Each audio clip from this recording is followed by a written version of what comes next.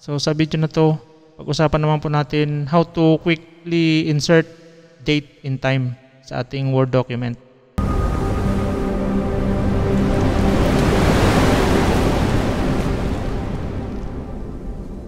Hi partners, kamusta? So, sa series po ng video natin ito, pag-usapan po natin mga tips and tricks tungkol sa Microsoft Word. Open po tayo ng Word document. So mahinanda po ako dito, no? Para mag-insert po ng ating date and time, i-click lang po sa yung cursor natin kung saan po natin gustong ilagay yung ating date and time. For example, dito, no? Then click po sa ating insert tab, i-click lang po. Then at the right portion, no, makikita natin, ito po, makikita po natin yung ating date and time. Then sa bagong dialog box po na lumabas na, makikita po natin yung mga format ng ating date and time. So pili lang po kayo kung ano po yung gusto nyo. For example, ito po ang napili natin.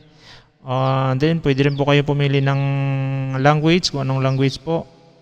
Then pag linig po natin to, automatic po mag-update yung ating nilagay na date, no?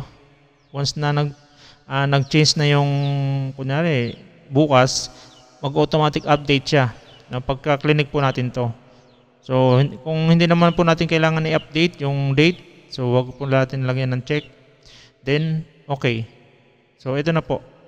Meron na po siyang date sa ating text.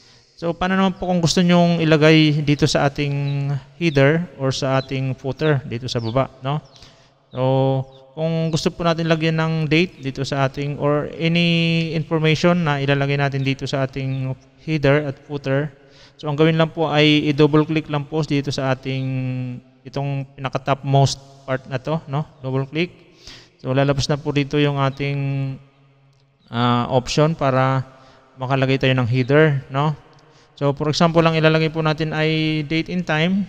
Pwede rin po natin i-click yung option. Then punta po ulit tayo dito sa ating date and time. Then same po. Pwede kayo makapamili. Then click OK. So meron na po tayong date and time. Pwede pong palitan o kung ano pong gusto nyong information. Kunyari mga title or kahit ano po na pwede natin ilagay. Then same as kung sa ano po. Then kung gusto po natin ibalik, double click lang po ulit. Yan, okay na siya. So kung makikita mo, itong date na to, sa lahat po ng documents, once na nagdagdag tayo ng mga documents, kunyari nagdagdag tayo ng page, no?